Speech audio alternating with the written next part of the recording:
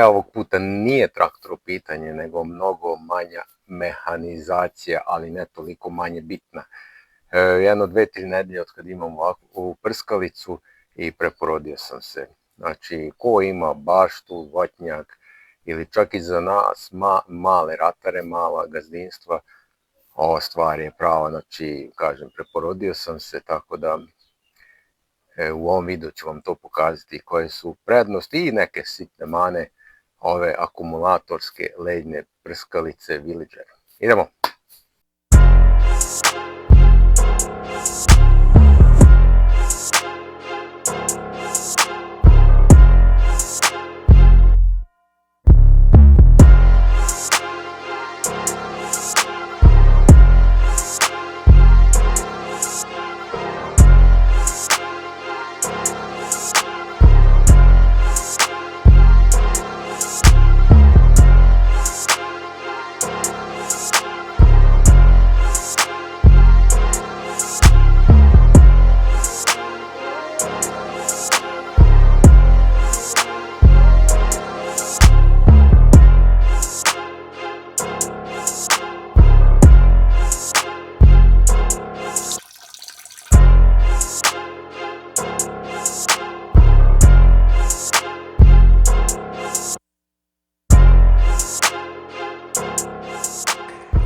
Ajmo ovako, jedan opšti utisak ovako na prvi pogled.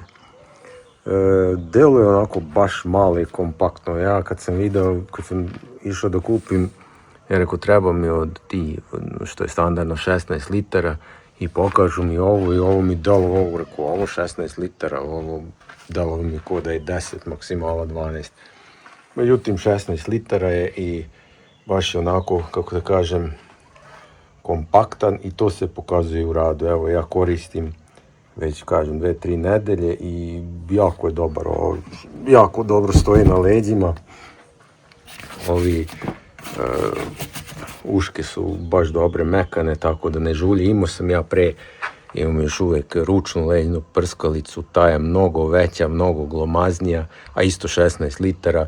I ta mi otkida leđa i kad samo stavim na leđa, a još kad krenem da pumpam ručno, tek mi onda otkine ne leđa nego ramena, ali i leđa ujedno.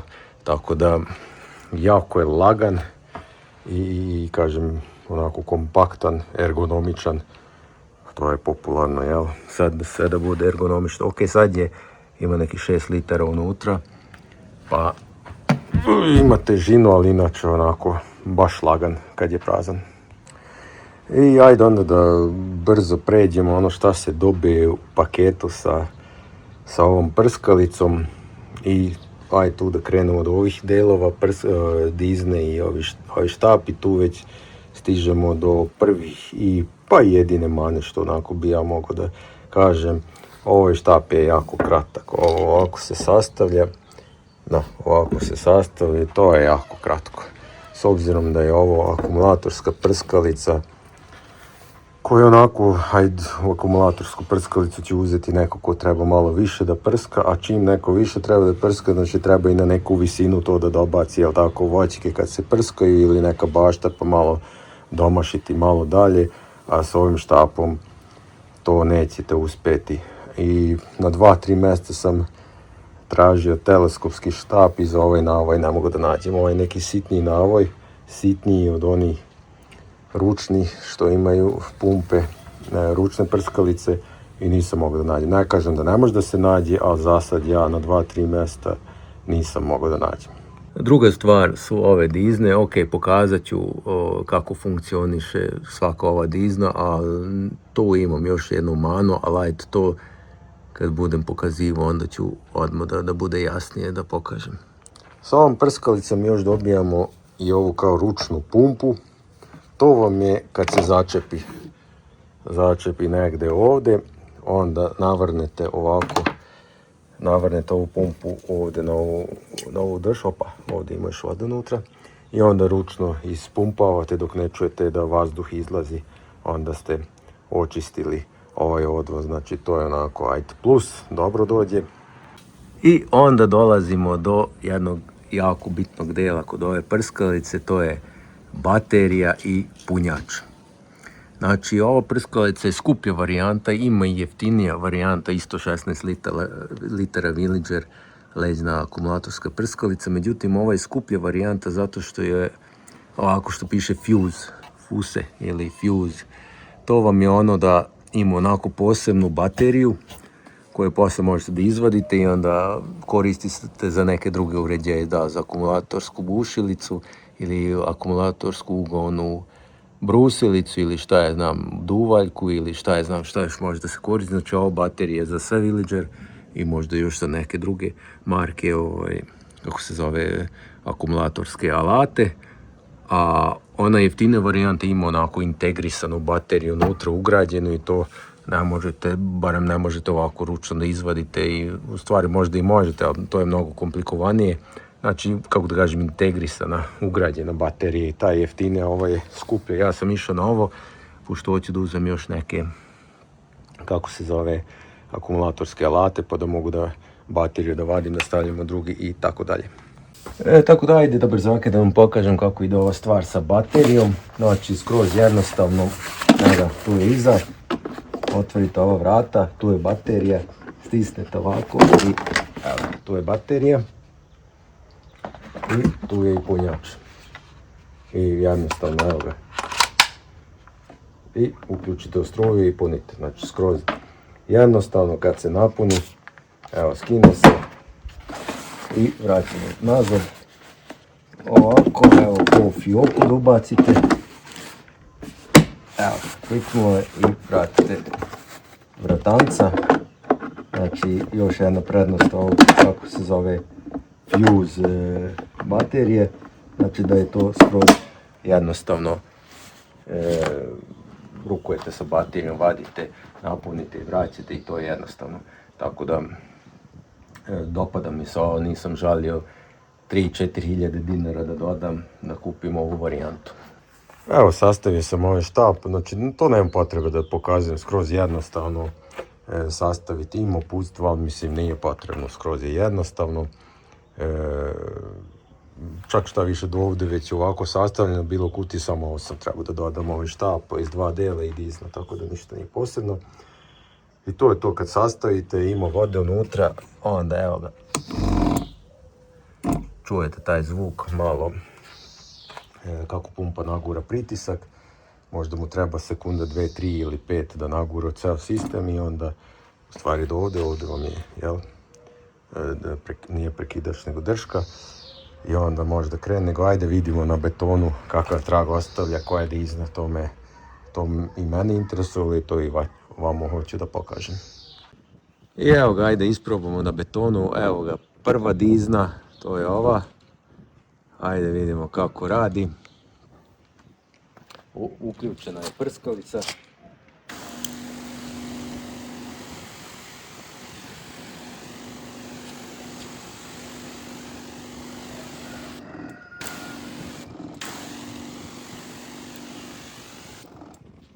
Znači vidjeli ste ovako u liniju baca na nekih, šta je znam, 30 cm, 40 cm u liniju baca i to je onako, za sad sam samo ovo koristio, prskao sam drveća i prskao sam korov neki, tako da nije ovo loše, ali ajde vidimo i drugu diznu.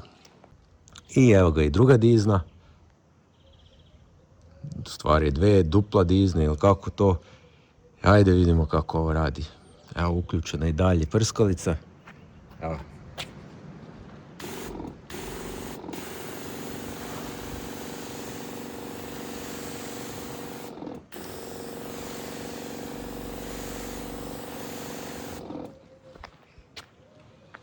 Sad koliko se vidi, ne znam, ali u suštini u krug bacaju obe dizne.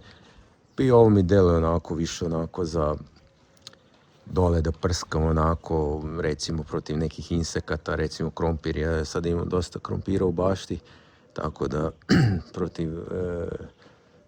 protiv insekata bi ja ovo diznu najviše koristio. Ko da je malo ovdje više raspršeno voda koju prska, ko da su veće kapi bile u onoj malo pre što sam pokazivao. Tako da to je to što se tiče ove dizne, idemo na treću. Evo ga i treća dizna. Ovo je onako na prvi pogled deluje onako kao da u tačku baca, ali ajde da vidimo kako baca.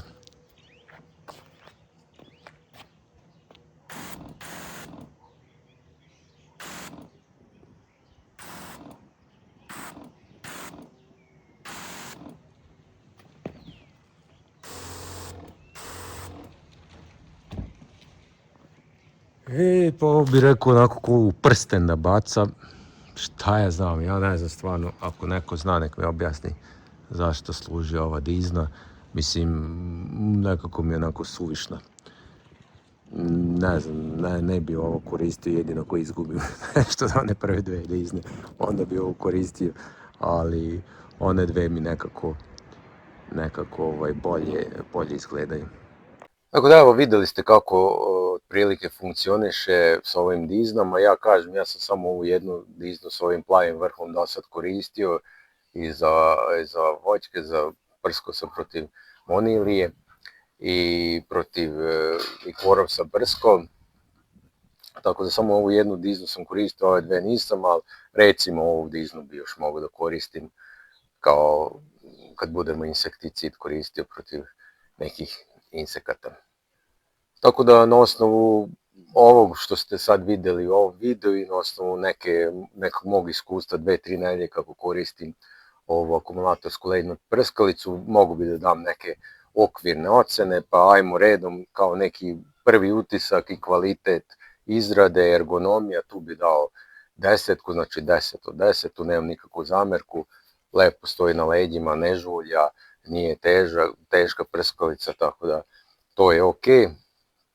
Što se tiče baterije, to je isto 10 od 10, znači traje baterija evo 2-3 nedelje, jednom sam punio kad sam kupio, napunio sam i od tad, kažem, nije se ispraznio, čak ni jedna crtica nije nestala, tako da možete da sa jednom punom baterijom možete da prskate IHH, ne znam koliko, ali može puno. Što se tiče dizni, tu nisam baš najzadovoljniji, tu bi dao neku, kako da kažem,